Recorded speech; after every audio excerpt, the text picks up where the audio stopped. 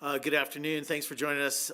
This is the Aspen City Council work session for February 24th, 2025. And on our agenda this evening is one item. This is our short-term rental program update. Coming back to us after a request from council to just get some information about how the program's going, some of the numbers that are around it and the like. And that is our only agenda item, so we'll get right into it if we can. Great, thank you. Good afternoon, Mayor and Council. I'm Emmy Oliver. I'm the Lodging and Commercial Core Program Manager. At the table with me is Ben Anderson, Community Development Director. And I'd also like to introduce, sitting to my left, your right, Julie Zarlini. She is the STR Program Support Specialist here with us this afternoon.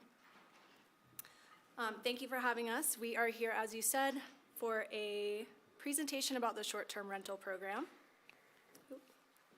And before we get into the bulk of the presentation, I'd just like to start by saying that overall, we really feel like the program is off to a strong start in its first 2 years.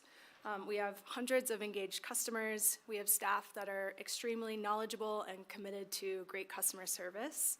And we believe the policy work that went into creating this program really set it up for success because by and large, we think we're meeting the goals that council and the community set for the program.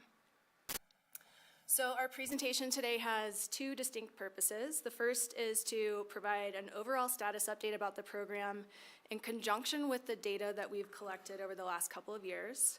And the second purpose is to follow up on topics that we've heard from council and from our customers about and that have been identified as topics that could potentially warrant some changes to the program. So the first handful of slides will really be kind of information only. And then the second half of the slides, in those we'll be asking for your direction on 6 questions. So we anticipate a bit of discussion during that latter half of the slide deck. The questions we'll be asking are the same as what were outlined in your memo that you have in your packet. And it's important to note that these are really not big picture policy questions. Rather, we feel that they're relatively minor tweaks that we think will help us fine-tune some aspects of the program and just make it work even better for our customers and for our staff. So you see the agenda on the screen. You'll have a brief background and some essential data. We'll look at financial information like fee and tax revenue. I'll talk you through the current waitlist situation. And then I'll summarize our enforcement efforts. And after that, we'll take a quick pause for questions and then move on to the questions we are hoping to get direction from you on here tonight. So at the top of the screen, you have some key dates for the program. In June of 2022, new requirements for STRs were codified in Ordinance 9. The program began operating under those regulations in October of 2022 once the moratorium ended. In November of that same year, Aspen voters approved the STR excise taxes, and those taxes became effective 6 months later in May of 2023. Some notable features of the program include 3 different permit types: classic, owner-occupied, and lodging exempt. And customers can apply for those permits based on their place of primary residence, the number of nights they'd like to rent for, and whether their property is a part of a lodge. In certain zone districts, the classic permit is available in limited quantities, and we'll refer to those limits as caps from here on out. All STR permits are issued to a single person, and they're not transferable between people, businesses, or properties. Ordinance 9 also gave us a new fee structure, new permitting and operational requirements, and greater accountability for both owners and renters to being good neighbors to surrounding properties. So here are some numbers related to the program to kick us off. We've currently got 1,100 active STR permits issued to customers today. This number has been decreasing slightly in each of the last 2 years, as we've had an overall average 95% renewal rate for STR permits from 2022 to now. The majority of our permit pool consists of classic permits, which are primarily investment properties and second homes. 34% of today's permits are lodging exempt permits, which are issued to units and lodge properties. And then about 6% of STR permits are owner occupied, meaning the property is the primary residence of the owner. We currently have 4 wait lists for classic permits, and each wait list is for a different zone district. So overall, we have 56 applications across 4 different wait lists. Since 2022, our customers have filed 5 administrative appeals, which have all been related to customer disagreements with the outcome of the annual permit renewal process. And we've also issued 3 notices of violation, otherwise known as NOVs, for properties that have been out of compliance with our regulations.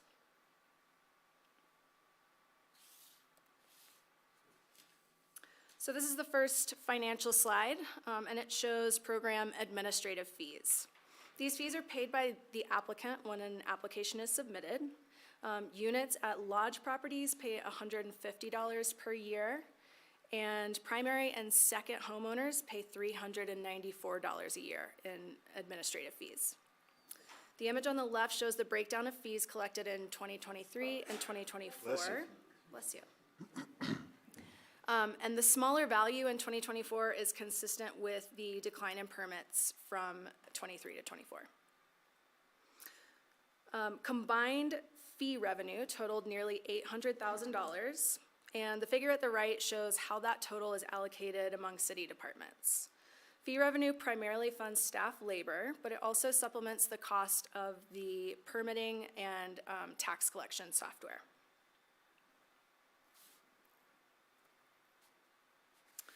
When it comes to taxes, Aspen voters approved 2 different tax rates for STRs.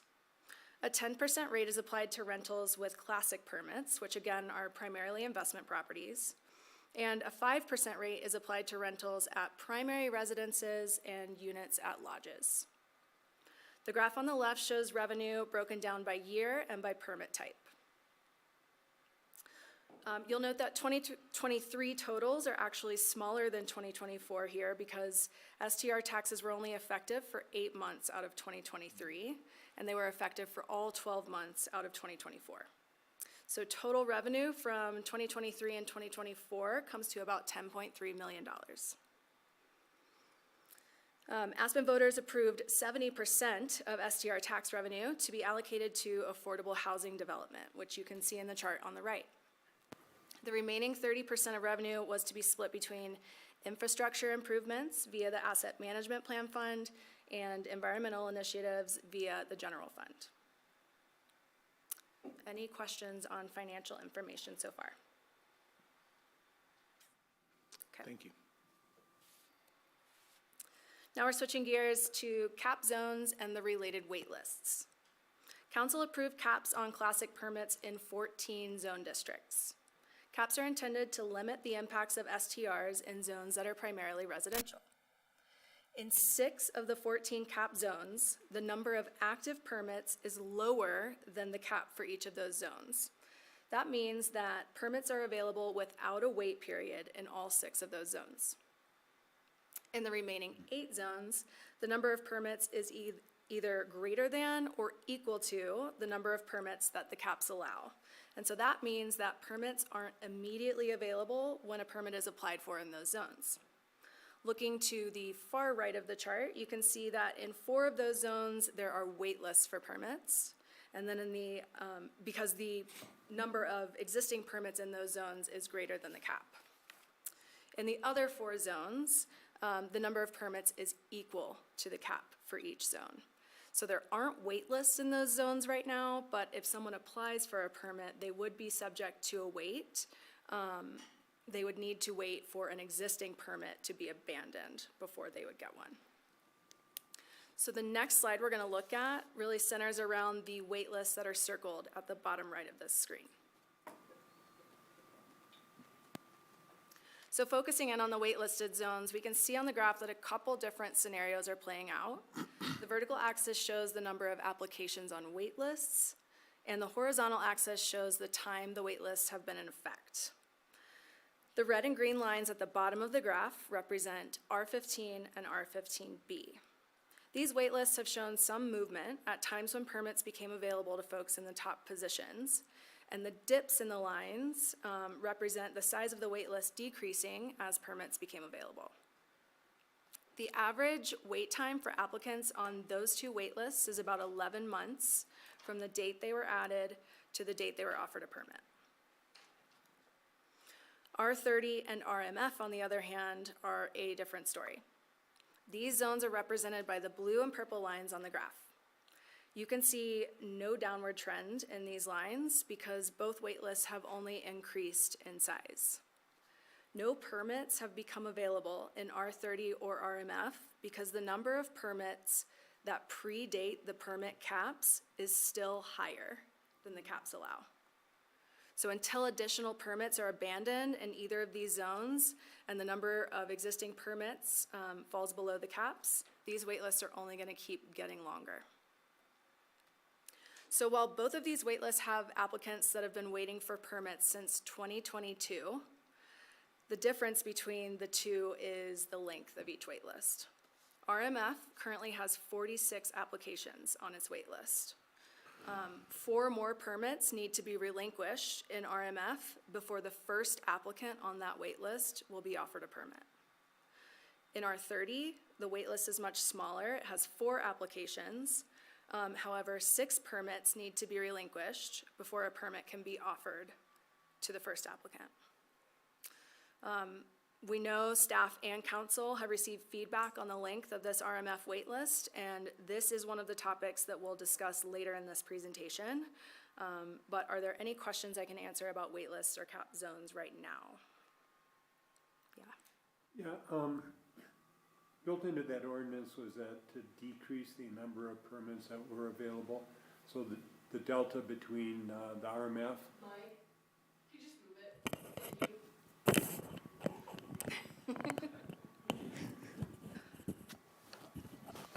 Yeah, what my question is now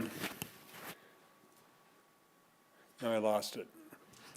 The decrease in the number of rental permits for different zones, I thought we had factored in a 10% or 20% decrease to reach the proper cap. So you're saying that the RMF and R6 have just been slower in retiring those. It looks like R6 is right about at the break-even point now, so that as one's retired, one will be available. I'm sorry, Ward, you were saying R6. Did you mean a different zone? Well, I'm looking at next slide up from on yours, figure F. And it looks like R6, your next slide up, I think. R6 had the cap and the This one? active permits. It's figure F in our packet. Okay.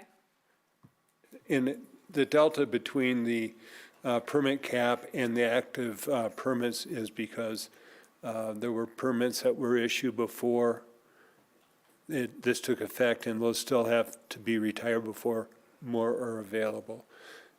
But if you could remind me, what percentage of decrease we were looking at to reach the caps?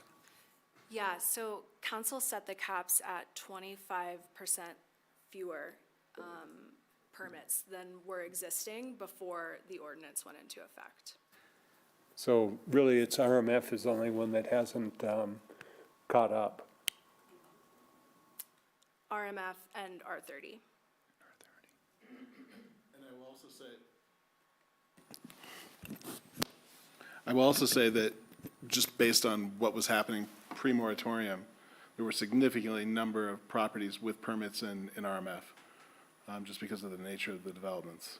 And so it's one of the reasons why the wait list is as it is that was the zone district prior to this, beyond all the other residential zone districts that had a significant number of existing permits.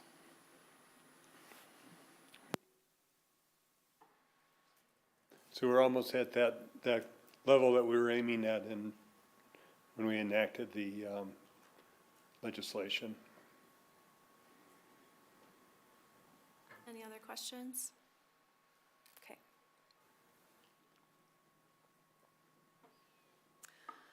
So when we think about enforcement, it's important to understand that staff follow the city's progressive process. which is represented very simply by the arrow at the top left, that image in the top left. With progressive enforcement, once a compliance issue is identified, staff must be able to validate the issue before moving through to outreach, formal warnings, notices of violation. The goal of this type of enforcement is to gain compliance through outreach and education rather than imposing punitive measures right from the start. STR staff investigate all STR complaints that are submitted by the public, and we also actively monitor STR advertisements for compliance. We also work closely with APD and other city departments to address STR issues that are identified by those staff. Throughout the program's lifespan, staff have validated a total of 53 compliance issues, and the vast majority of those have occurred in CAP zones.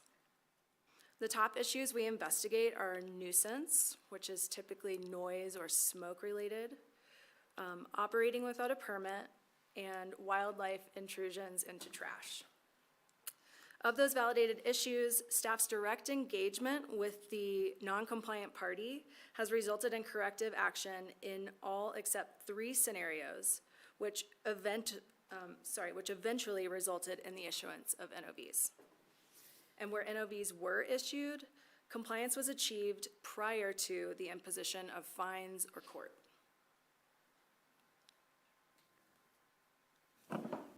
So, Question? yeah.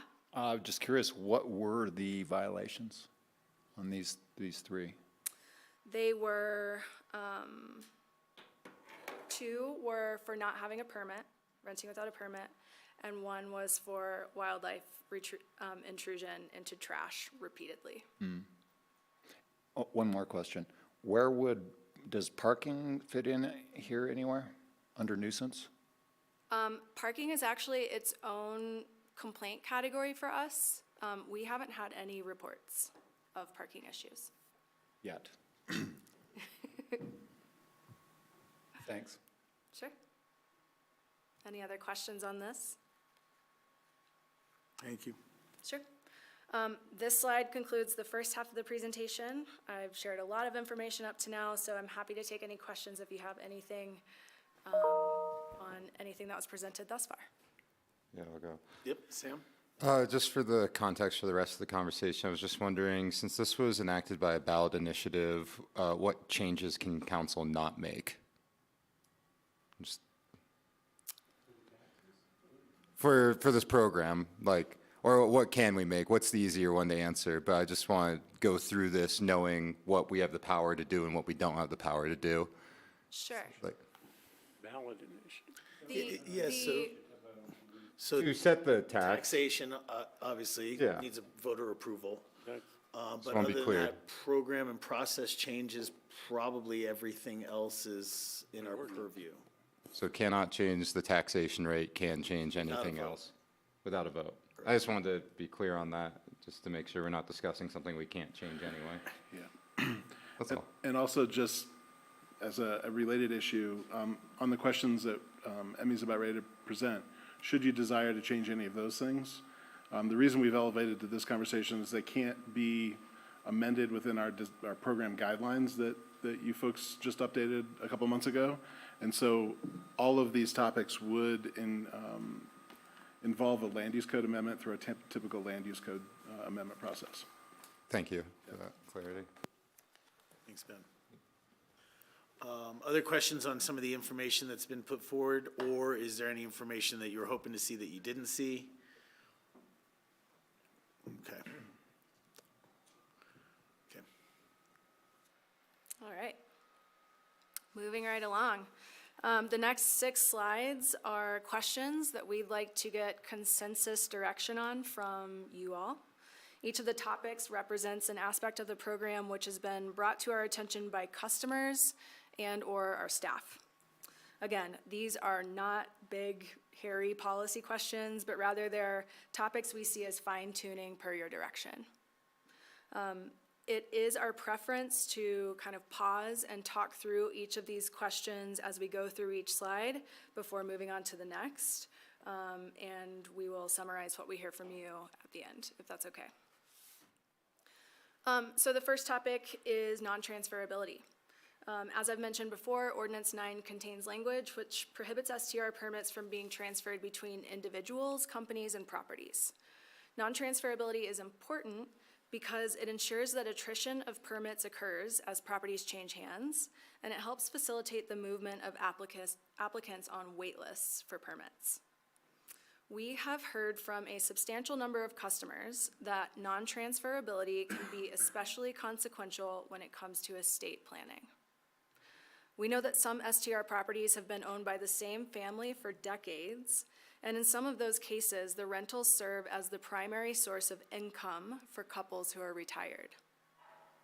In the unfortunate event that the permit holder passes away, the non-transferability language prevents the surviving spouse from transferring the STR permit into their name without essentially getting in the back of the line for permits if there happens to be a wait list for permits in their zone. So when a permit isn't immediately available, which as we saw earlier is the case for 8 out of 14 zones, the loss of rental income can have devastating financial consequences for the surviving spouse. Staff does believe that non-transferability is an important component to maintain for the program, and also acknowledges that our capacity to investigate some of the complicated ownership structures for properties here in Aspen can require significant staff time and effort. However, this topic has been raised enough that we wanted to bring it to you for your consideration. So is there any desire from the council table to add an exception to the non-transferability clause for a spouse in the event a permit holder passes away? Thanks. I'll go to Bill in just one second.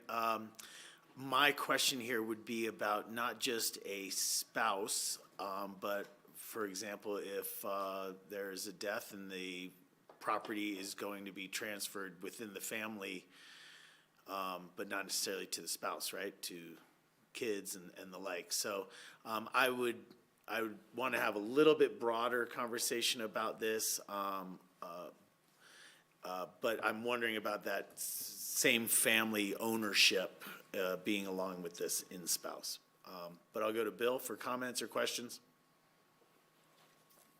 Thanks, Tori, and thanks, Emmy, for the presentation so far. I would suggest that we have a section in our code that already sort of deals with this exact same situation as it pertains to the real estate transfer tax. And that, you know, to your point, Tori, is broader than just the death of the individual. It can help with estate planning in advance of death. It can really help in a lot of these events, but it's specifically designed not to allow for a transfer to a third party. So I think we have this all figured out already. We already have a process that works well for this, and I think we should adopt the same process for STR permits. Thanks, Bill. Other input? Ward? It only takes 10% of ownership to get a permit, is that correct? Correct. Okay. And it's only for one person. Could we have that as joint ownership? But I understand Tori and Bill's comments about within the family unit. So I do support making some edits on this non-transferability language, but I'm not sure what that is at this point. If it's immediate family members, if it's a spouse, if there can be a joint application instead of just a single owner. Thanks. John? I would also support figuring out some type of transferability clause next of kin. I'm not sure, but it makes sense. Thanks. Yeah, I have the same questions as you, Tori, and I mean, Bill brought up one template, but I presume there's something out there that you can base this off of, because like Tori said, spouse is narrow, and the same situation could end up for a child or some other family member. Understood. Thank you. Great, thank you.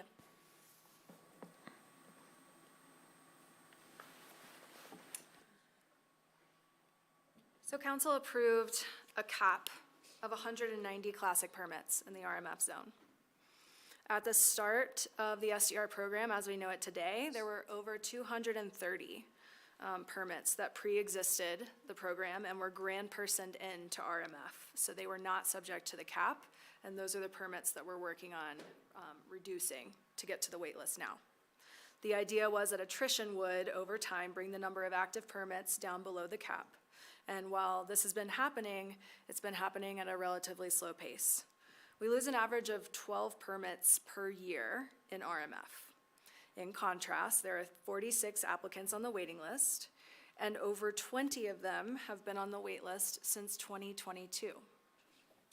Right now, if the current rate of attrition continues, staff estimates it will likely be 2026 before the first applicant on the wait list is able to obtain a permit. We have constantly heard requests from customers that the caps be adjusted or eliminated altogether in this zone due to the high concentration of residential units, the long wait times for the wait list, and the proximity of many of the larger condo buildings in RMF to the downtown area as reasons to review the caps in RMF.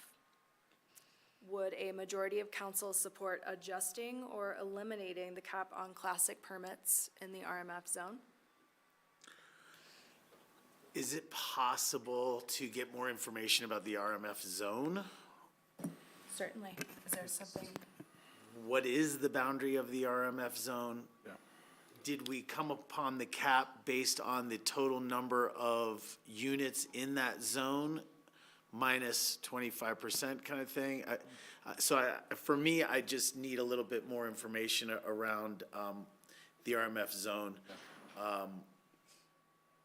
I would also, I don't know if there's any way to get more information about the elimination of 12 permits per year. Are those because of property transfer and sale, or are those because of people deciding not to short-term rent, or are those from people who forgot to re-up their application? The information like that would really be helpful. I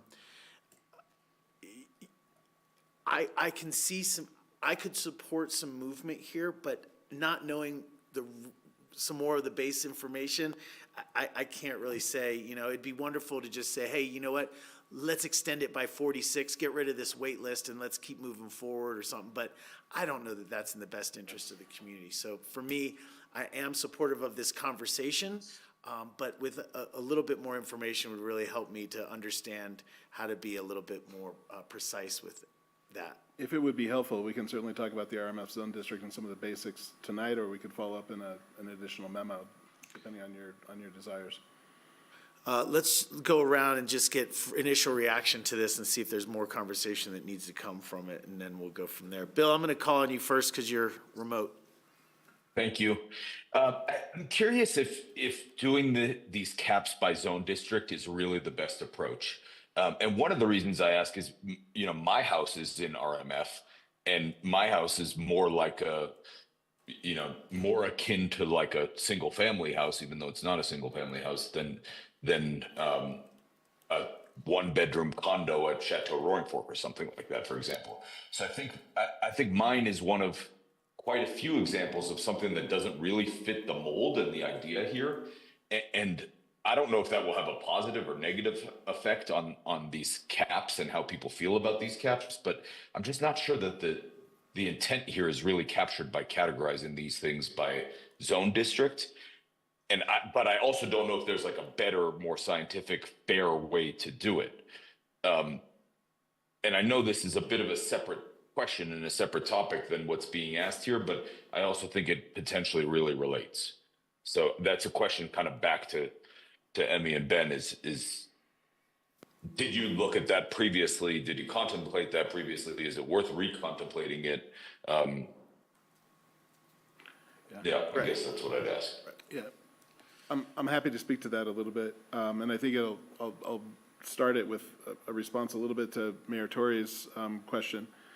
I think the portion of the RMF zone district that I think we're most think about when we think about what was intended for the zone district is just to the east of downtown, kind of between our commercial portion of downtown going over to the river. And I would say the bulk of the square footage in town is in the RMF is in that part of town. But there's also RMF kind of at the base of Smuggler and then coming down Park. There's RMF over in the west end, in the neighborhood that Bill just described, both north and south of Hallam. And then there's some pockets of it throughout town to kind of pick up some of the multifamily development. It's also important to note that within that zone district, it's probably our most diverse zone district in terms of the type of housing that's there. On top of multifamily, there's also a fair amount of single-family and duplex development that the zone district, to be fair, does discourage kind of redevelopment into new single-family and duplex because we do give, we have incentivized, density through additional height and floor area and those kinds of things.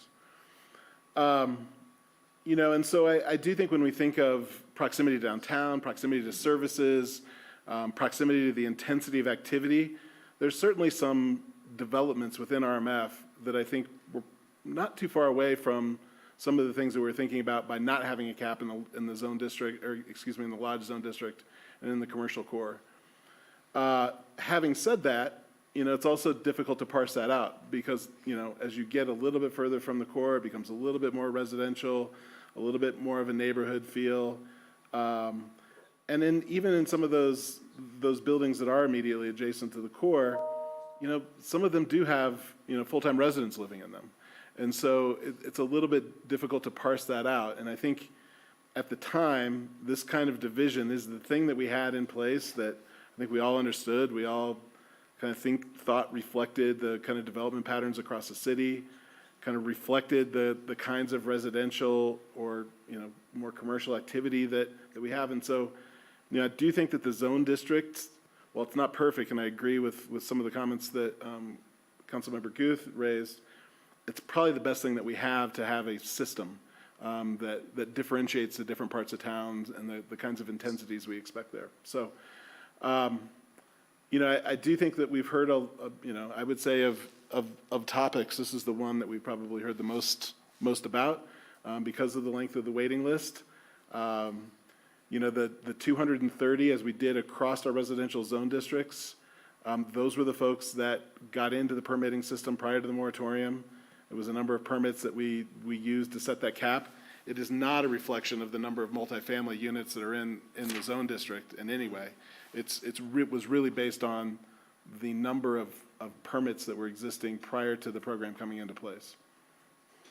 Thank you for that. Okay. I'll come back to you if you want more comment there, Bill, but it sounds like there's a desire to learn more about this, both in your line of questioning as well as mine a little bit. I'm going to start at this end now. This question, Sam? Yeah, honestly, it's a tough one because short-term rentals are such a lightning rod for controversy. And I know there are people in this community that would like to get rid of them altogether. At the same time, they do have a benefit to this community. They are a way of, for some of them, the low end, being able to afford to actually come and visit here and do it in a convenient way that a hotel just doesn't offer. I definitely need more information as well. I'm deferring to Ben Wolf's email, honestly, on this and trying to get the questions answered that he has to understand the benefits of the RMF zone district for the community as far as some things that you couldn't answer, but I want community outreach on is just if you remove the wait list and gave everyone permits, would it make a difference? I don't know if you can honestly answer that, but that's the sort of thing. And what type of tax revenue are we losing on this? And would it be a greater benefit to have that tax revenue versus not having these short-term rentals? It's one of those things where we only really hear on this issue from property managers and owners more likely than not, and not so much from neighbors. And I can see a situation where we grant more permits and then we get a ton of backlash because people didn't even realize. And it's just one of those things where it's hard to strike a balance here. And what else did he ask? Sorry, just going through his email again. Has it changed the overall feel going back to what the neighbors are thinking? If there's a way to try to, it's probably too complicated to rezone if you just did East Aspen where I was wondering if you could even put together a map of where all like the waitlisted properties are, and if it turns out they all are East Aspen, seeing if there's something we can do from there and narrow it down, sort of thing.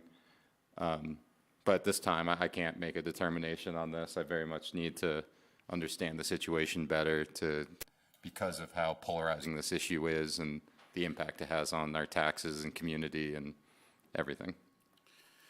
Thank you. Yeah, looking at your slide and talking and thinking about the 22, that it'd just be interesting to know some actual case study on some of this stuff. The 22 that have been waiting for over 2 years, 46 waitlisted applicants. What's the nature of those? Because the goals and the aims that we're trying to achieve for the community could be informed maybe by some of that granular. And I'm not saying that you guys should start preparing a report on every property, et cetera. Sam has a broad idea here of like mapping the waitlisted properties. Maybe that'll give us a better understanding of who and what they are and stuff like that. But not requesting that work at this time. John, and then Ward. Yes, I have heard a lot about the RMF district from various people who own units or managing units or are affected by this. So I'd like more information about that. My first question was going to be for a map of where the RMF actually was. Let's see.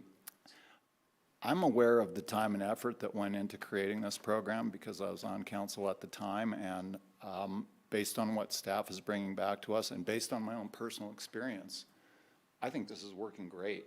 I was surrounded by STRs a couple of years ago, and I got to tell you, it wasn't that pleasant. There were parking issues, noise issues, and garbage issues, and those have pretty much disappeared. So I fully support this program, and I'd like to also point out that I think Emmy mentioned that we are supposed to have, we're looking at 2026 when hopefully everybody can be off the wait list. That's not that far away. It would be 2026 where the first applicant up on the at wait all. list, where our numbers would fall below the cap, and at least the first applicant would be able to get a permit. That's a step in the right direction, and 2026 isn't that far away. Thanks. Thanks, John. Ward? Yeah, I look at the RMF district, particularly east of City Market off Original and in the Cooper area. There's a huge density. The number of STR permits in that area, that several block area, are really, really dense. It looks on the map as though there are more permits issued than are not issued in that area. And when we went through this whole ordinance, I think we had a special session on this area of RMF. And there was some other thing about the size of developments and that was intertwined with this. But I think just by looking at the density of the STRs in that area, that I would really be interested in what the neighborhood feedback is, outreach to the neighbors, and the neighbors might be skewed because, from what I see, there are more that have permits than don't. But this is probably the one area where I thought that decreasing the amount of permits made the most sense because of the density in that area. So I could support looking at it, but it just seems to me if you're going to have caps, this is a place for it. But certainly to do outreach on the people that are affected if you allow more permits in that area. So I don't want to remove it. I would look at it again, but really the sentiment of the neighbors would come into play for my decision. Okay. Thanks, Ward. I'll come back to Bill. Thanks, Tori. Yeah, I'd be hesitant to sort of directly answer this question at this point in time because of the reasons I shared before. I don't think that RMF is is equal and all the products the same and all the geography is the same. So my request would be, can we take another look at how to segment RMF? And then I would be supportive potentially on removing the cap or or increasing the cap on certain segments of RMF. I don't know if it's by property. I don't know if it's by geographical zone somehow. But I think in other areas, it's not appropriate to have it uncapped.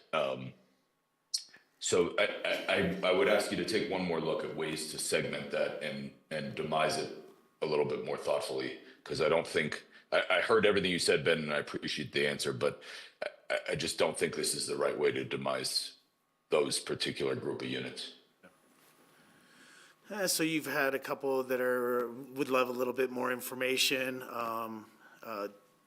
and interested in the conversation, want to see if we can find out a little bit more about location, and maybe some other information about what is the effect here on the 22 that are waiting, the 46, et cetera. So I think we're looking for a little bit more information in order to how to parse this out a little bit.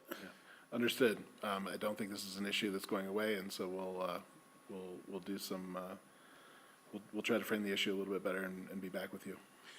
Yeah, and I do want to take this opportunity, because this is one of the more sensitive areas of this, is that, yeah, I agree with what's been said about how successful this has been.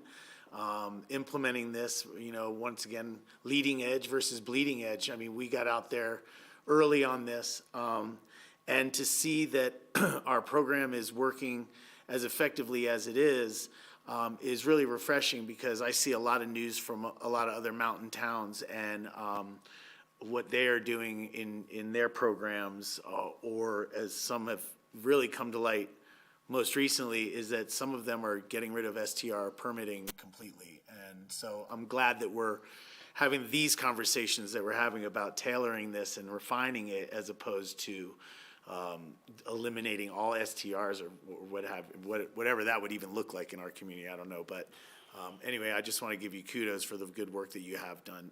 This is a sensitive topic, and it sounds like more information will be able to give this and future councils more insight. I would also be interested in where those that have been abandoned, those, if they're in that east of City Market area. There are only a couple of them in the RMF district up by Smuggler, maybe two, 4 maybe. But, in some of the RMF areas, there are not so many, the density isn't there so much, but I'd be interested in where those permits were extinguished. Thank you. Thanks, everyone.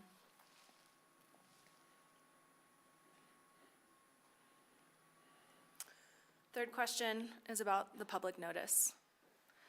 STR code requires a public notice to be completed anytime a new permit application is submitted. So before that permit can be approved, the applicant must post a notice on their property for 15 days and also send contact information for the property manager to all the addresses within 300 feet of the STR property.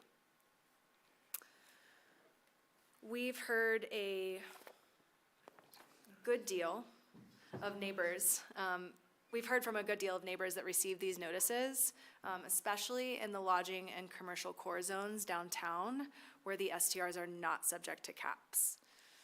Neighbors think the mailing of notice produces excessive waste, and that it's not necessary in those unlimited zones because the STRs are both widespread and assumed in the core of town.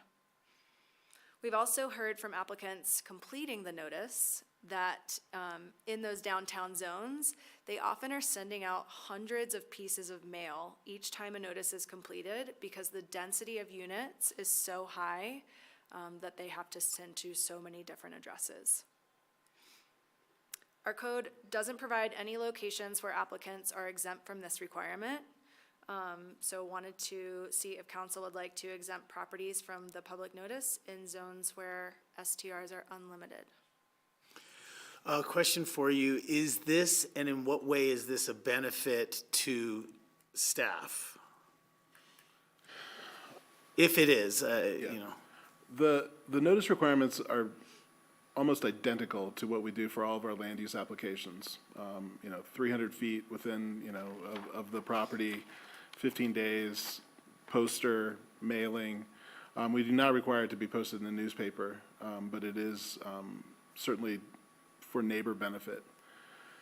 I think across the zones, and I think we're asking specifically about, the commercial core and the lodge zone district where we're not capping things. We think that they're pretty important. I think for the neighbors, it gives a piece of contact information. If there is a complaint that they have, they can contact the property manager as opposed to getting a hold of 311. Certainly the concept of noticing we think is important within the program. But I think staff does acknowledge that just because of the density of these properties within these places where there's a lot of STR permits, it creates a bit of excess. And both in terms of process, in terms of material, and expense in terms of mailing things out. And so this is not a broad question about whether noticing is appropriate, because we think that that's really essential for neighbors. But we do think there are some questions about the frequency that these units might turn over and how often they're having to notice when there's a new permittee. I think there's some question about could we do that differently. Okay, that's really good context here. The question as posed is exempt properties from the public notice requirement. Are you, in what you just said, are you saying that it might not be just all in or all out, that given a little time, we could work out an appropriate noticing measure for STRs that's outside of the standing section about noticing? That perhaps, and you probably thought more about this than I have, but I think perhaps in the commercial core and the lodge zone district, again, where we have a lot of properties that are exempt, we don't have caps. There are, new permittees that are coming into the system. From year to year. Maybe the combination of posters and mailings is a bit excessive. Maybe it's just mailings, maybe it's just a poster, maybe it's, something that's put internal to the property to let, All right, with that being said, then I guess, I'll just start a conversation that I would support you looking at something that's more efficient and effective. But I do appreciate your comment. I've gotten several notices, because properties around me are turned over and getting theirs, and it's a non-capped zone. So, I do get the notices. I appreciate the heads up, but it's not super helpful.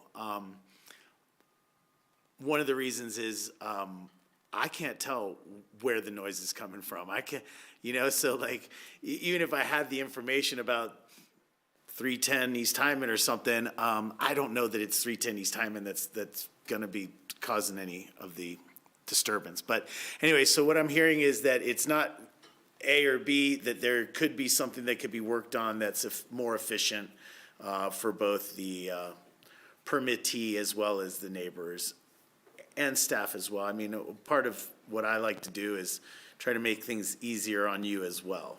But you have certain things that you do need and information that you have to be on top of. But anything that streamlines efforts for you is something that I support as well. So I'm for modifying the public notice requirements in that where the caps don't exist, maintaining them where the caps do exist. I'll start back down. Bill's got his hand up. I'm going to go to him since he's on remote. Thanks. Emmy, this is only for the first time you apply, not for renewals, correct? Correct, yeah. You only have to complete the notice the first time you apply. Got it. So I think part of this issue was like because everyone had to apply at once as these regulations were coming into place. So I do think it's less of an issue now than it once was. But I echo Tori's sentiment. I'd love to find some way to streamline this. I don't think it's particularly helpful information. I don't think that there's anything that people who are receiving this notice can really do about it. These are allowed by code. And if you have waited your turn on the wait list, or if you are not subject to a cap, you're getting your permit. It's only until you do something wrong that your permit's in jeopardy or you sell your property. So, I don't really know what the point is ultimately. So yes, I'm definitely supportive of finding a way to reduce this burden. Thank you. Ward then? Yeah, if an HOA allows STRs, can they limit who in the HOA or the number of STRs in that HOA? Or if you're a member of the HOA that allows STRs, are you automatically allowed to have an STR by the homeowner's rules? What I'm getting at is, can we have a blanket statement from an HOA saying that we allow STRs and any subsequent application could fall under that blanket statement instead of getting an affidavit from every new applicant? Yeah. And again, It's not what we're talking about. You can finish your sentences, but the camera's all froze, so I'm gonna need to reboot the system when we get the chance. Well, I'm glad new equipment. Audio is being recorded, so. That's all I get it. I'm glad new equipment showed up. Are we recording though? Yeah, all right. Thank you. we're talking about notifications, and one of the notifications I see in the question 3 on page 12 of our packet is an HOA affidavit is required for a submission with an STR permit application. So every new application is going to require an affidavit from the HOA. So my question is, Bill, is if the HOA allows an STR and there is somebody in that HOA that has an STR, then a blanket statement from that HOA should cover and not require an individual affidavit from each, for each application. Yes. So, and for that question, correct. This one's a little different. This is outside an HOA. This is a question about the public notice requirement for 300-foot radius around a property that's in a non-cap zone, which is basically downtown. We'll come back to that, but on this, we're talking about just the first-time permit application noticing to neighbors in uncapped zone.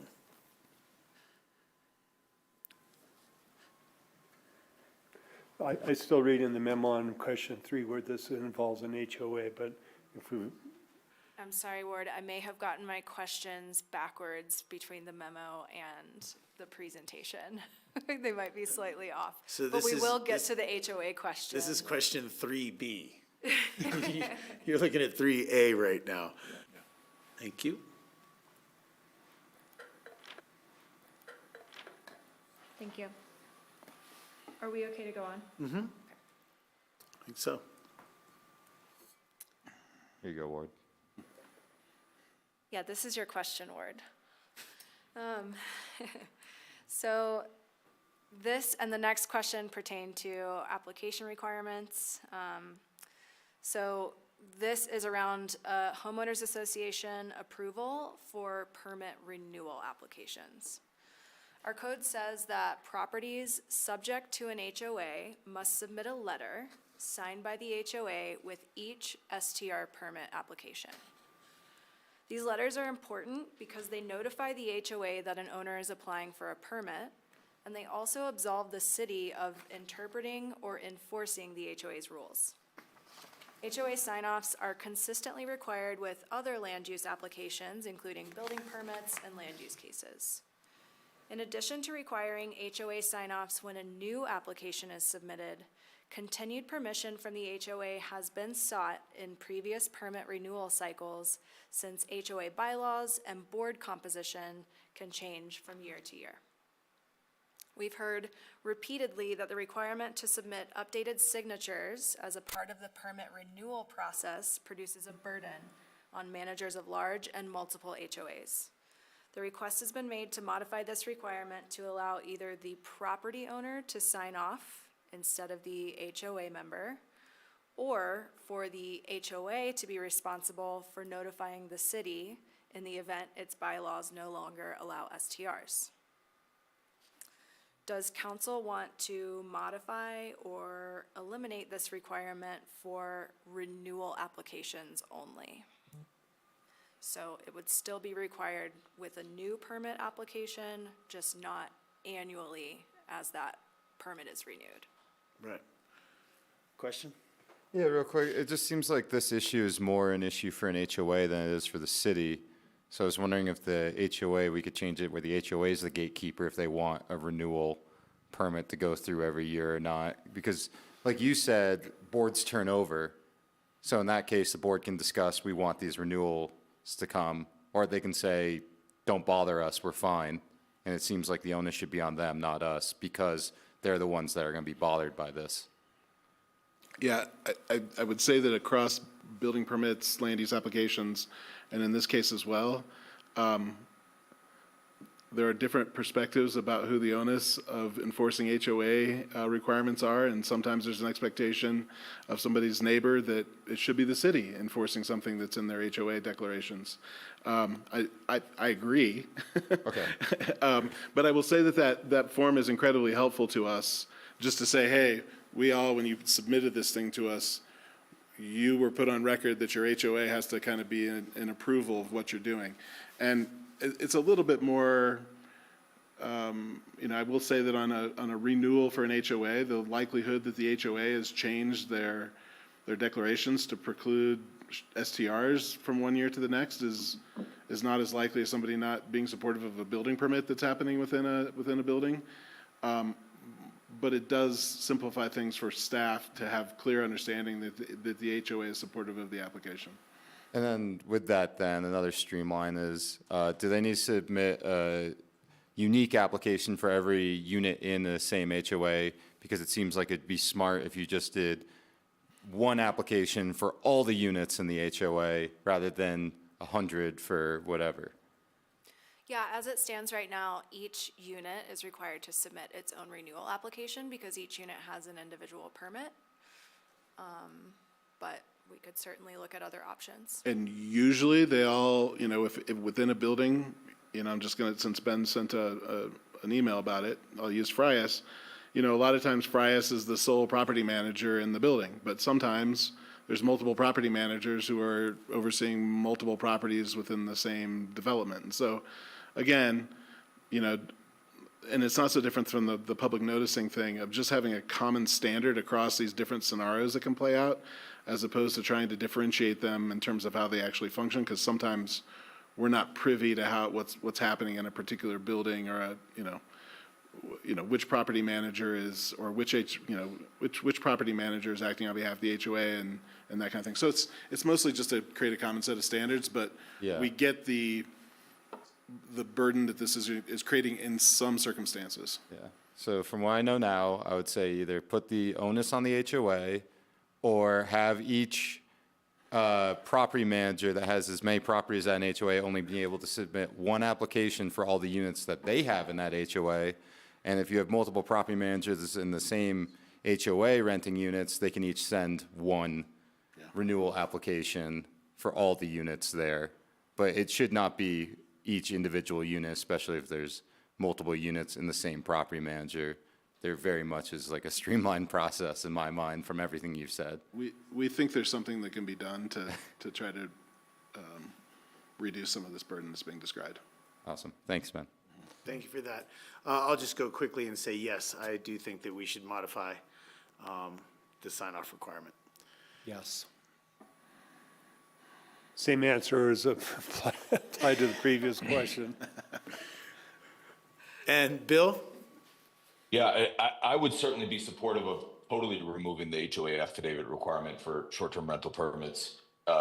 Like Sam was alluding to, I don't think that this is the city's responsibility to police or monitor. Just like, what color you can paint your front door in an HOA might be regulated by an HOA, and that's none of the city's business. So if there's not majority consensus on that position, then I would say at the very least, we could do an annual blanket HOA approval like Ward suggested that I believe our HOA permit cycle, our STR permit cycle is a calendar year anyways. So an HOA could submit one form that says STRs are allowed or STRs are not allowed, and it would last for that calendar year, and they could always withdraw it, which I think would be a very rare circumstance if something were to drastically change. So again, I would like to ask, I would like to go back to Tori, John, and Ward and say, are you supportive of the city not requiring HOA affidavits on short-term rental permits? I'm more interested in a modification. I think that the HOA should have to approve it, but if one person in the HOA has allowed it, then everybody in the HOA should be allowed it, and one notification should be sufficient. I support modification or streamlining, as Sam has pointed out. Yeah, I think it's important that the city does not have to interpret HOA rules, so I'll wait to see what staff can bring back to us. Follow up, Bill? Okay. Yeah, thank you all for answering that. So I would suggest that modification could be appropriate here. I think a blanket HOA consent to this that lasts a year would work. And I would suggest it's just as valid for a new application as it is for a renewal. And I think you could add a box to the HOA affidavit form that said, my HOA has, submitted a blanket consent for short-term rentals within our property. Thanks, Bill. Great, thanks, everyone. All right, this next topic is the tax filing requirement for permits. So STR owners that want to renew their permits for the following year need to have filed STR taxes at least once over the course of that year to be able to renew the permit. By filing STR taxes every year, an owner is indicating to us that they've rented their property at least once that year, and therefore that they're actually using the permit that was issued to them. If an account doesn't show that STR tax was paid at the end of the year, the STR permit won't be renewed, and the owner will need to essentially get in the back of the line if they want to continue renting their property in the following year, and there's a wait list for permits in their zone. This requirement can be consequential for customers who choose to renovate their properties. Owners are not able to host rentals for the duration of the renovation. We've heard of customers who want to complete renovations to their properties, but because they're in a cap zone and there are waiting lists for their zone, they've put off renovations because they would rather keep their permits. And we've also interacted with customers who have had their permit renewals denied because they did not file STR taxes. Our code doesn't provide any instances where customers are exempt from this requirement. So would a majority of council like to consider exemptions for properties undergoing renovations for this requirement? John? Yes. Thank you. Ward? Yes, with verification of an active building permit. Okay. Thank you. Sam? If you guys have any, I was just wondering, can you think of unintended consequences from this? Abuse of the system? Because if not, yes, but I just want to make sure people don't go under renovation in disguise to not do something. I don't even know. I can't think that way. I'm just curious if you guys have thought of that at all. I think it's an unusual circumstance in terms of how building permits sort of play out. I think for most renovations, once they get underway, most of them are a few months. I do have a property next to my house that's been under renovation. It's a condo that's been under renovation for more than a year. So I can understand the circumstance occurring on occasion. I think it's a fairly small number that we're talking about here, but folks that have been in this situation have been concerned about the status of their permit, and I think the question here is responsive to that relatively small number of circumstances that fit into this category. I don't see a huge issue thinking about it. But again, I think it's, we created this set of standards without a lot of exemptions on purpose because the permutations of things was fairly unlimited. But when we started this, and so we didn't want to create too many exemptions or exceptions. It's a problem in the land use code more broadly. But I don't see a problem with this. Do you? I don't think so. I think with a building permit, it's easy to prove. I think something you alluded to is just anytime you start providing exemptions to a code, it just raises equity issues. Jim, did you have comment? Well, I thought I did, and then as I think about it, maybe not. I mean, the issue about, is somebody gonna just pretend to be renovating so they can hold on to the permit for a long period of time, even though they're pretending to be renovating? Or have they, or are they, because it's really about not filing taxes. And if they're renting and not, but not filing taxes because they started a renovation and then got done and started collecting taxes but didn't file them, that's a whole different issue. It seems like you're looking at the issue of somebody pretending to renovate just to hold on to the permit. I mean, I suppose somebody could do that, but I think there are repercussions to that too. I think ComDev and Ben and Emmy are pretty diligent. I just wanted to ask the question, and if they don't have concerns, I don't have concerns, but I just wanted it to be said. A concern came into my head. But then I think I realized that, no, that's not a legitimate concern, because they would have other repercussions if you're going in the direction I was taking people into. Thank you. Thank you. Bill? I'm supportive of this. I would suggest maybe you do require an active exemption request. I would suggest you have to submit your building permit number. I would suggest that maybe you can only do this once every 5 or 10 years. And I would suggest that maybe the maximum length of the exemption is 12 months or 16 months or 18 months or something like that. Okay. Thank you. Thank you. Tori, were you a yes? Yes. All right. Last one. Where are we? This one's about STR advertisements and who's responsible for making sure they're compliant. Aspen's code requires STR customers to list a valid permit number in each advertisement for their property. Permit number visibility helps staff identify compliant STRs during internet scrapes of ads. When an ad is found that does not contain a permit number, staff have to find owner contact information or the property address to determine whether a permit exists for that property. Around 40% of ads for STR properties in Aspen don't list permit numbers.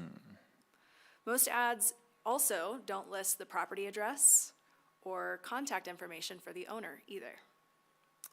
When we have no identifying information for the property, we are unable to validate whether the property has an active permit.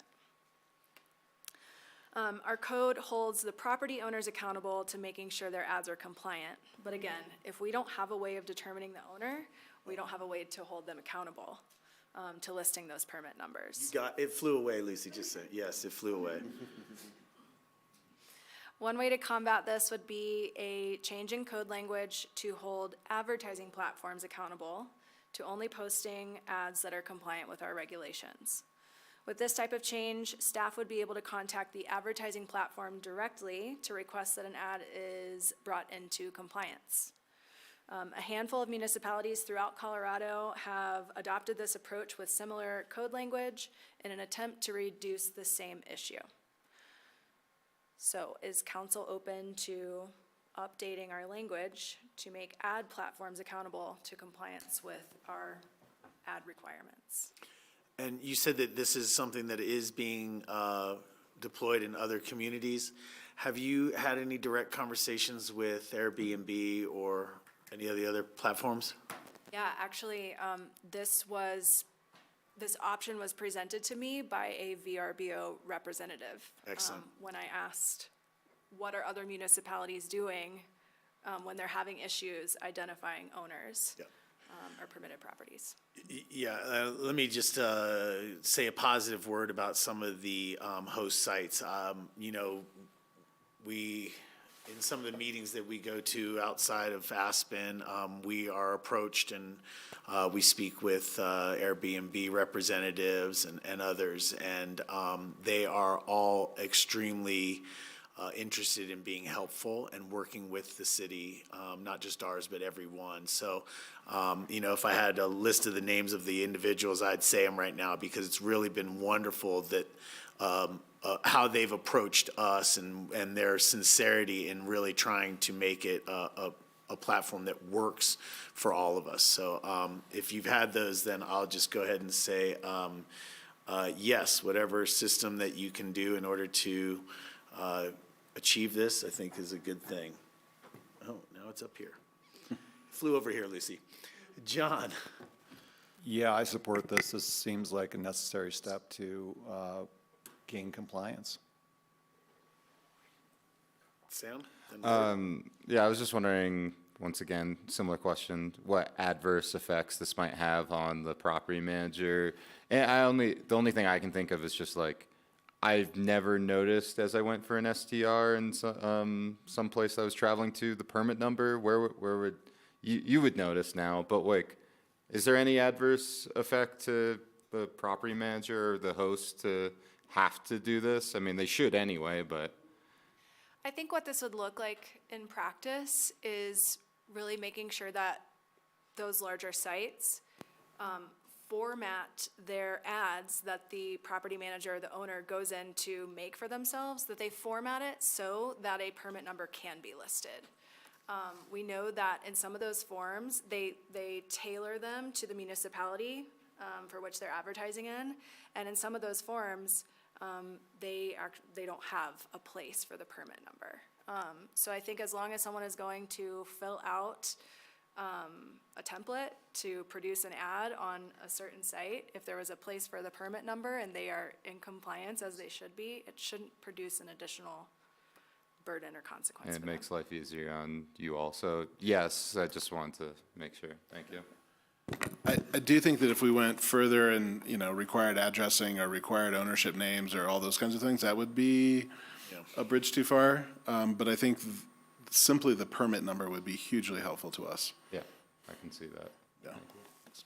Bill? Okay with me. Thank you. Yeah, if the advertising platform is willing to take this on, it's fine. And as far as I'm concerned, it could be like an elevator permit for the elevator is available in the office. And just to assume that if it's advertised on one of these platforms, that they've already cleared that and have that permit number on file plus the address. But as far as having to disclose the owner or the address on an ad, I don't think that's necessary. As long as it gets on the ad after being cleared from that platform and they're willing to do it, yeah, baby. Thank you. Great, thank you. All right. Those are all the questions. So before we conclude, I'd just like to confirm what we've heard on each of these topics, and then I want to hold any more space at the end to ask any more questions that might be lingering. So topic 1, we heard all supportive. Topic 2, caps and RMF, you want some more information. Number 3, public notice, you all support modifying the public notice. Number 4, for the HOA affidavit, all supportive.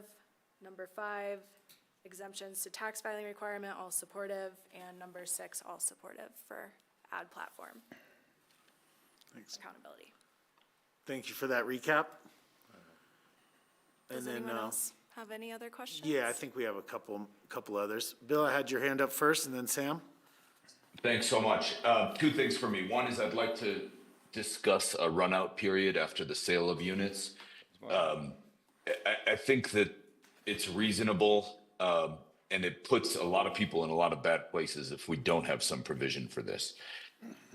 People have to sell property for a whole variety of reasons: death, divorce, financial, etc.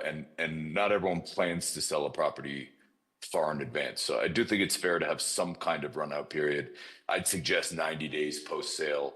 I don't see a lot of negative consequence to it. I don't think it precludes you from immediately making the permit available for use by someone else on the wait list. But I do think it gives you sort of this transitional permit period where you can honor rentals that have been contracted prior to the sale that are occurring after the sale. So I would propose that we enact a 90-day post-closing run-out period. I don't know if that's the correct terminology for it, but hopefully everyone understands what I'm saying.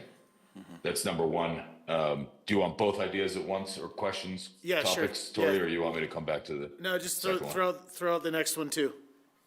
Next one would be, is there interest in discussing revising the tax structure? I know Emmy and Ben mentioned it in the memo. I've always fundamentally had an issue with these different taxation rates for what is essentially the same product. And the way that I contemplate it is like if you had two hotels next to each other, Hotel A and Hotel B, and because of the ownership structure of those hotels, despite both rooms costing you, $100 a night, one of them has a 10% tax rate, the other one has a 5% tax rate. I don't know why we're putting that burden on the renter of those properties. It just doesn't seem fair to me. I think it's a disadvantage, obviously, to the owner of those properties. But what I fundamentally have an issue with is why are we putting that onto the rentor, the tenant, the lessor of the property? I'm sorry, the lessee of the property. It just doesn't make any sense to me that they're the ones that have to pay more or less for something when it's the same thing. The act is the same, what they're renting is the same, the impact to the community is essentially the same. I don't get that. So I'd propose revisiting our taxation structure. I understand that would have to be referred to a vote of the community, but I would propose a taxation rate that's sort of in the middle, that's more equitable to everybody for all short-term rentals. I think as we were working on this, the difference was based on a location and ownership type. Realizing that those properties that are a little bit more far-flung and in residential areas are probably more intensive for some of the use services and the like. I hear what you're saying. I personally, I think that what we have just attacked and trying to make process improvements and program improvements is our next best step. I personally would wait for any taxation questions for a little while. I do see a little bit of difference in some of the property types, but I just don't think that we need to go back to the voters with a taxation change at this time. I'd really love to get these other ones done, these other program changes done, but that's just my opinion. I'm not there right now. And then, do you want to touch on the run-out period topic as well? Yeah, we'll go back to it because there were a couple of us that wanted to talk about that. So we'll do it in reverse. We'll go through your second question, then we'll go to your first one. I have to get in line on questions. I was out of line earlier.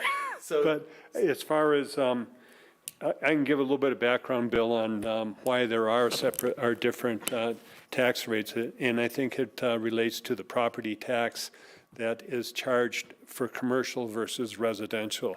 That commercial also has workforce housing mitigation requirements, and that the residential property tax rates are much lower. And so I think that during the discussion, and the intent was to try to, those properties that are in residential areas that are operating as primarily as STRs and hotels in essence, that the intent was to try to make up for the disparity in the property taxes in the rate that's charged for the STR tax. And Bill, I agree with you that two properties that deliver the same beds, basically, one of them is a condo hotel and the other is a regular hotel, and that the hotel is paying a lot lower, a 3%, what is the tax for lodging tax, and don't have to pay any STR taxes. But that, just to conjure up the discussions, was based around the property taxes for commercial versus residential being the nexus between a higher tax rate and a lower tax rate. Thanks. John or Sam? John? I'll let Sam go. Sam? Just the second question Bill posed. Yeah, let's start with that, just the taxation rates. Yeah, for that, I'm not interested in touching that at this time. 2 years in, I need to sit a little longer. It was a voter approved by a good majority. Not interested at this time, even with the reservations that I agree with Bill on, so. Yeah. John? Yeah, I know that a lot of thought went into establishing those tax rates for the different categories of properties, and I'm satisfied with how it's working. And as Sam pointed out, that taxation question did pass by a very nice majority. Thank you. And then we'll come back to his first question was the run-out period. And maybe a little bit of input from you guys. My immediate questions here are, what happens? So there's bookings, let's say June, July, and August, a property has bookings, and they sell in March or April or May, or I guess it would be May for the 90 days. So my assumption would be that the revenue from those rentals would go to the new owner. And so there's a little bit of inequity here that's like, you can reapply for an STR permit. We might be moving quota caps and stuff, so you can get one. But basically, it's just like buying. It's buying in with some revenue on the books, kind of thing. So I struggle a little bit of just the equitability between seller, buyer, neighbors, just everybody. Do you have any input on thoughts around this? Yes, we can talk a little bit about it. And we have heard on occasion that this is a problem out in the market as properties transact. I think everything that Councilmember Guth said about, unexpected sales and those kinds of things, we've certainly heard those kinds of stories from folks, both from property managers and from folks that are transacting on properties. The intention around, we had this conversation during the moratorium. We had it, subsequent to that, sort of again as we were making some sort of minor changes to the program as it came into existence. But the concern from staff is more so the administration of this. Again, there are moments when the city engages with a real estate transaction around the RET or otherwise, but for the most part, we very clearly see that between two parties. What I think we were concerned about at the time, and we talked with other communities at the time of putting the policy in place, one of the things that is probably most important about the success of this program is we have a really clear understanding with the permit that there is a person to go to if there's a problem on the property or there's a complaint or we've got some sort of enforcement mechanism. And once that property transacts and that sort of relationship of the owner to the owner's representative within the permit comes to an end or could come to an end. And it's very difficult for staff to kind of operate in the middle of that real estate transaction, understand who's actually responsible for those rentals that are going to be happening after the property transacts. Are those people going to be signed up in the business license and sales tax remittance system? Are they going to have a clear understanding of what the requirements are for the permit? And it's also related to the non-transferability. So if you're in an RMF zone district and a property transacts and you've got people on the waiting list, you've got this 90-day window where this new property owner is benefiting from essentially a short-term rental permit, and it then becomes an enforcement mechanism for staff to go, oh, their 90-day period is up, we're cutting off their permit. And so are there ways that we could perhaps find some ways to administer within the, again, multiple permutations about how that could play out? Perhaps. But when we contemplated it, both during the moratorium and then I think subsequently when the topic was raised. It just, for staff, it seemed like a really difficult thing to try to administer and be fair about it and consistent with it and be on top of that situation. What about this in the same respect as if this was in a non-capped zone and it sells, what would be their ability to get a permit and honor the bookings that were on the books? If they were in a non-cap zone, we would just advise them to apply for a permit as soon as the property transacts, and we would issue that permit to them as soon as they completed the application requirements. So in non-cap zones, then there's already the opportunity for honoring those and getting that permitting done. Okay. Ward and then Bill? Yeah, my concern is for the people, the buyer, that I think this should be handled, I think has been indicated through the parties that are in the transaction, sale transaction, that if in an instance where somebody's selling a property and they have a rental that's within 90 days of when the closing's going to be, that it'd be up to the buyer to accept that, to honor that or not, that if you buy a house and the condition is, oh, by the way, we're going to rent it out at Christmas time, and you have to move out at Christmas time. That just doesn't seem right to me. That should be worked out between the buyer and the seller. And if the buyer will honor it, they should be able to do that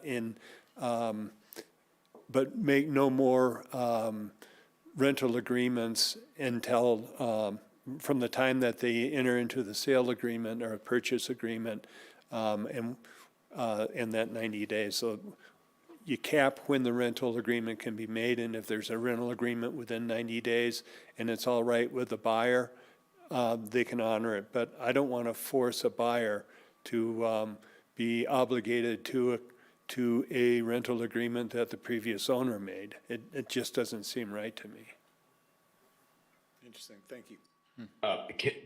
Ward, I'd love to talk to your points first and then share some ideas. Nothing would obligate a buyer to do this. A buyer would have to willingly accept it. The challenge that comes here is when someone wants to or needs to sell a property and they have accepted a rental, that rental, the lease agreement, the short-term rental agreement, whatever you'd like to call it, runs with the property, not with who owns the property at that moment. So if a buyer wants to buy a property, the seller wants to sell the property, and they've got this lease that's out there, and the person who's going to lease the property would like to come stay there or has prepaid for it or something, that's where you have the challenge. And if the buyer is willing to honor that for the benefit of the renter and is accepting of it, but doesn't have a license, they're unable to do so legally.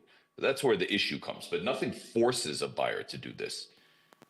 What not having this legal license does post-closing, if you're in a capped zone and there's no licenses available, is you're sort of forced into this predicament where you can't sell your property until you've honored those leases. But nothing obligates a buyer to honor something that they don't want to honor. If they say, I'll buy this, but I don't want anyone to rent this place once I take ownership of it, then the seller can figure out a way to work that out with the tenant. But in the event that they are willing to honor it, we don't have a mechanism for that, to do that legally right now. So, Bill, what I would suggest is that if you had that rental agreement in place, the seller and the buyer agree to it, that even though the property is changing ownership, that lease agreement would be valid for that understanding, that lease, that rental contract that was made until it changes over, but no additional rentals could be made after ownership change until a permit's been issued. Right. Yeah, I think we're on the same page on that. So what I was going to suggest was, Ben, I understand the administrative concerns you have. Here might be some ways to simplify that. I think what you could do is require, you create some kind of form that would be approved by your office to allow for this interim permit. Yeah. And only those rentals that are pre-contracted would be allowed during this period, number one. Number two, you have to prepay the STR tax at closing for those rentals. Right? So you don't have to worry about the filing of the business license and the collecting of those taxes. It's prepaid. If someone cancels and they don't end up doing it, that's their problem. But if you want to have the ability to have this interim license, you prepay it at closing to the city. Number three, like Ward said, I don't think that this is not a permit to allow you to have new rentals between the time of the sale and the end of this run out period. It's only to allow to honor those that are pre-committed. Thank you, Bill. All right, I hear where we're going. Sam, did you, Agreement. okay, That actually makes sense to me. yeah. I think what you're hearing is support for some way to do this. I was thinking the same thing about an interim permit or an application to honor or that kind of thing. So we're interested. Understood. You know, again, I certainly understand the topic and understand the concern. I think we're just very reluctant to engage with those kinds of transactions, and oftentimes several pieces of information that were just described as part of the solution up here are things that we're often not privy to in a real estate transaction. Right. And kind of enforcing that in the midst of a transaction. I'm not saying that it's not possible. You know, I think there are other topics like this where we use an affidavit of some sort to ensure compliance or other outcomes. I'm not suggesting it's not possible.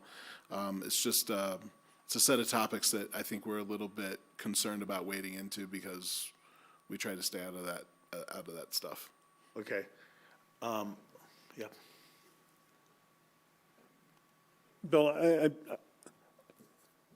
the complexity of prepaying an STR tax to me seems to be problematic. I'd just like to suss that out a little bit. It just seems that you're getting the government involved where it doesn't need to be involved. I would need to think about that a bit. It's a solution. I'm not sure it's the right solution, but I think all of us are agreed is that there should be a way to allow a rental to be honored. Yeah, I think that's what you're hearing from council is that we're interested in trying to work this out.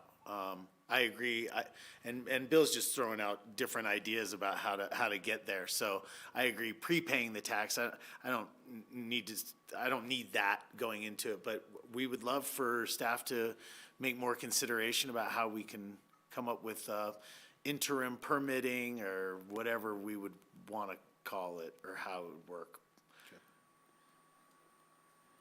And I think the time frame of 90 days being 3 months is somewhat reasonable for everybody's consideration up here. So we are talking about a kind of a 90-day term. It would be existing only within that 90-day term, and try to keep your feet out of the gum as much as possible. Again, you know, it's one of my priorities to make sure that it's efficient, effective, and achievable for staff. So nothing that's heavily burdensome on our side, but it sounds like there's some council support.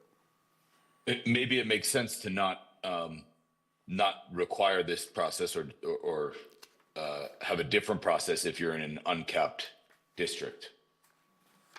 Right. So if that path is available to you to get a new permit, maybe that's just a better process. So this really only applies in capped districts where there's no permits available, or in time periods where there's no permits available, something like that. Understood. Thank you. Other topics, were there other items in the STR program topics that we wanted to explore this evening? I don't see any. I think that was very thorough. Really great to get this update and this information back. I think the public is going to want to hear some of these numbers and some of the data that you've done. Again, I think what you've heard from council members is so much thanks for the work that you've done. This is this is uncharted waters in a lot of sense, new reality in a lot of different places, and I think that Aspen and our staff has done an amazing job. So thank you guys, and thank you for coming back to us with the ability to refine this program, make it work as best we can. Absolutely. Thanks for having us. Thank you. Thank you so much. Thank you. Thank you. Thank you. Thanks. Yeah, thanks, Bill. We'll see you tomorrow. That is our agenda for this evening's work session. As always, we want to thank Grassroots TV. Tomorrow, we are scheduled for a regular meeting that starts at 5 o'clock. If you're interested in making public comment, please join us here in City Hall at 5 p.m. Thank you very much.